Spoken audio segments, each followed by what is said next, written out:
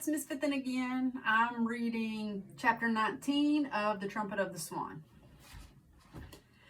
Chapter 19, I talk about money. In almost everyone's life, there is one event that changes the whole course of his existence. The day Sam Beaver visited the Philadelphia Zoo was the turning point in his life. Up until that day, he had not been able to decide what he wanted to be when he grew up. The minute he saw the zoo, all of his doubts vanished. He knew he wanted to work in a zoo. Sam loved every living thing, and a zoo is a great storehouse of living things. It has just about every creature that creeps or crawls or jumps or runs or flies or hides. Sam was eager to see them all, but he had Lewis's problem to solve first. He must have Serena from captivity. So he picked up his rucksack and his sleeping bag and walked into the birdhouse and entered the office. He walked tall and straight as though he were on a forest trail. The head man liked Sam's appearance and noticed that he looked a little like an Indian. "So you're Sam Beaver," and the head man, as Sam advanced on him. "Why did you come here?" asked the head man. "To defend freedom," replied Sam. "I heard you intended to clip the wings of a swan, and I am here to ask you not to do it." Sam sat down, and they talked for a whole hour. Sam assured the head man that Lewis was an old friend. He told about discovering the swan's nest almost 3 years ago in Canada, and about how Lewis came into the world lacking a voice, about how Lewis is attending school in Montana and learning to read and write, and about the theft of the trumpet by Lewis's father, the old Cobb, and about Camp Kookooskoot and the Swan boat in Boston. The head man listened with great attention, but he wasn't sure he believed a word of this strange tale. Then Sam explained his proposal for allowing Serena to go free instead of making a captive bird out of her.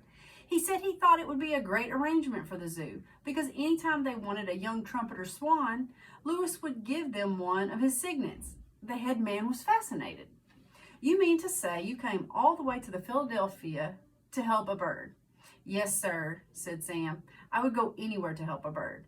Besides, Lewis is special. He's an old friend. We went to the same school. You've got to admit, he's quite a bird." "He sure is," said the head man. "His Sunday afternoon concerts have been the biggest attraction the zoo has ever had.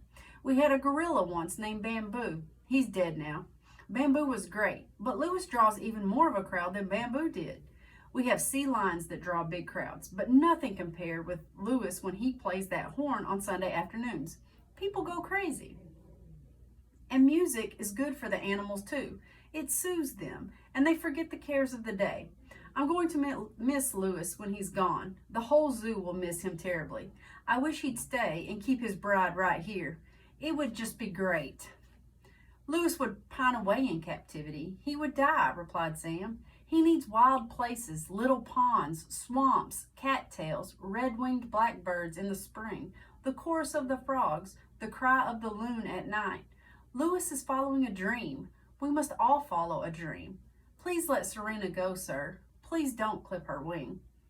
The head man closed his eyes. He was thinking of the little lakes deep in the woods, of the color of the bulrushes, the sounds of night, and the chorus of frogs.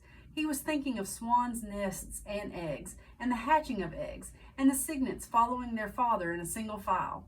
He was thinking of dreams he had as a young man. "All right," he said suddenly, "Serena can go.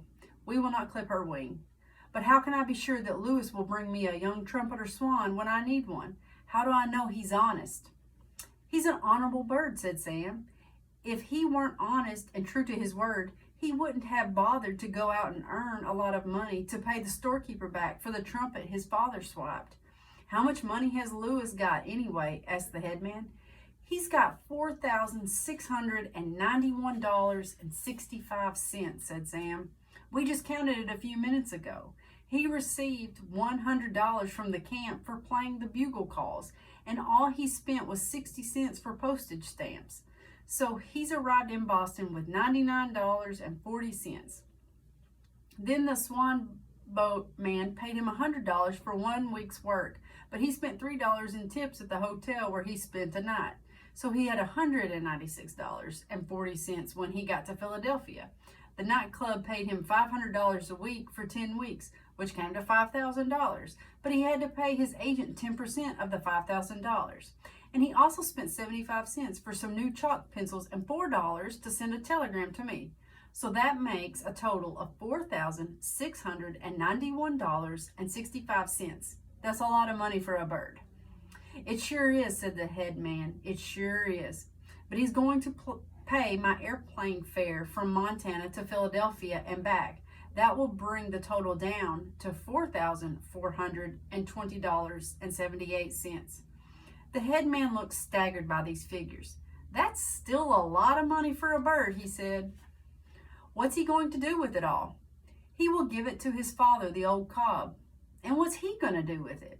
He will fly back to the music store in Billings and give it to the owner to pay for the stolen trumpet. Give it all to him? Yes, but a trumpet isn't worth $4,420.78. I know, said Sam, but there was some damage to the store itself. The old cob was going like the dickens when he crashed through the plate glass window, and he shook things up pretty badly. Yes, said the head man, but it still wouldn't take all that money to make things right.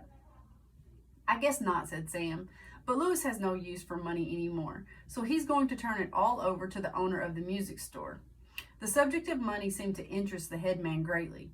He thought how pleasant it would be to not have any use for money.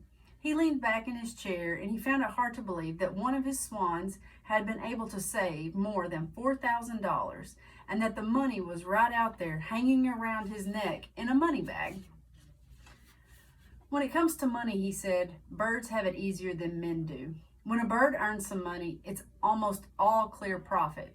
A bird doesn't have to go to a supermarket and buy a dozen eggs and a pound of butter and 2 rolls of paper towels and a TV dinner and a can of Ajax and a can of tomato juice and a pound and a half of ground round steak and a can of sliced peaches and 2 quarts of fat-free milk and a bottle of stuffed olive. A bird doesn't have to pay rent on a house or interest on a mortgage.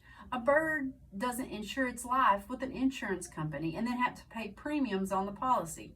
A bird doesn't own a car and buy gas and oil and pay for repairs on the car and take the car to the car wash and pay to get it washed. Animals and birds are lucky. They don't keep acquiring things the way men do.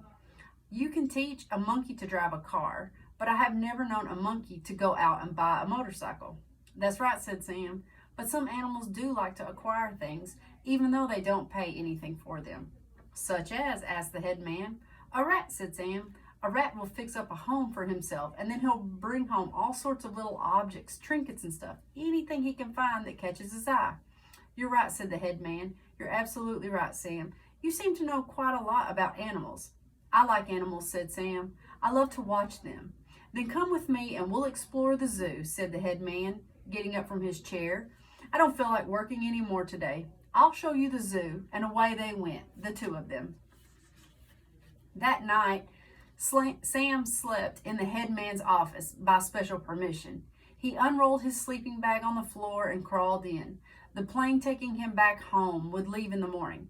Sam's head was full of everything he had seen in the zoo, and before he turned out the light, he took out his notebook out of his rucksack and wrote a poem. This is what he wrote. Sam Beaver's poem. Of all the places on land and sea, Philadelphia Zoo is the place for me. There's plenty to eat and a lot to do. There's a frigate bird and a tiny shrew. There's a Vesper rat and a 2-toed sloth. And it's fair to say that I like them both. There's a Canada goose and a polar bear and things that come from everywhere. There are lots of things that you've never seen, like a kinkajou and the wolverine.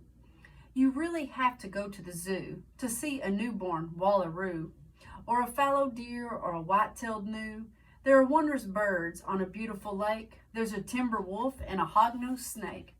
There are animals with great appeal, like a hummingbird and the harbor seal. There are pony rides and birds of prey and something happening every day. There are wolves and foxes, hawks and owls, a great big pit where the lion prowls. There are quiet pools and pleasant cages where reptiles lie and the tiger rages. The houses are clean, the keepers are kind, and one baboon has a pink behind. The entire aim of a well-kept zoo is to bring the animal world to you. Signed, Sam Beaver. Sam left the poem on the head man's desk. Early the next morning, before the zoo people came to work, Sam left Philadelphia by plane. Louis and Serena went along with him to the airport. They wanted to wave goodbye. They also planned to leave Philadelphia right then and there and fly back to Montana. When the airport officials saw two big white birds out on the airstrip, they raised a terrible fuss. The men in the control tower sent warning messages to the pilots of incoming planes. Members of the ground crew came piling out of the buildings and rushed towards Louis and Serena to chase them away. Sam was sitting by a window inside the plane, ready for takeoff, and he saw the whole thing. Louis grabbed his trumpet. Off we go, he played, into the wild blue yonder. The notes carried across the airport and startled everyone. Kahoo, kahoo, called Louis. He put his trumpet away and started racing down the airstrip with Serena racing after him. Just then, Sam's plane started into the wind for takeoff. The two swans flew alongside. They were in the air before the plane was, and flying fast. Sam waved from the window. Louis's life-saving medal gleamed in the morning sun. The plane rose and started to climb. Louis and Serena climbed fast too. Goodbye, Philadelphia, thought Louis. Goodbye, Bird Lake. Goodbye, nightclub. The plane, with its greater speed, gained on the swans. They began to drop behind. For a little while, they headed west, following the plane. Then Louis motioned to Serena that he was going to change course. He banked to the left and swung toward the south. We'll go home by the southern route and take our time about it, he said to himself. And that's what they did. They flew south across Maryland and Virginia. They flew south across the Carolinas. They spent a night in Yemassee and saw huge oak trees with moss hanging from their branches. They visited the great swamps of Georgia and saw the alligator and listened to the mockingbird. They flew across Florida. They spent a few days in the bayou where the doves moaned and in the cedars and the little lizards crawled in the sun. They turned west into Louisiana. Then they turned north toward their home in Upper Red Rock Lake. What a triumphant return it would be. When he left Montana, Louis was penniless. Now he was rich. When he left, he had been unknown. Now he was famous. When he left, he had been all alone in the world. Now he had his bride by his side, the swan that he loved. His medal was around his neck. His precious trumpet dangled in the breeze. His hard-earned money was in the bag. He had accomplished what he had set out to do, all in a few short months. Freedom felt so wonderful. Love felt so good.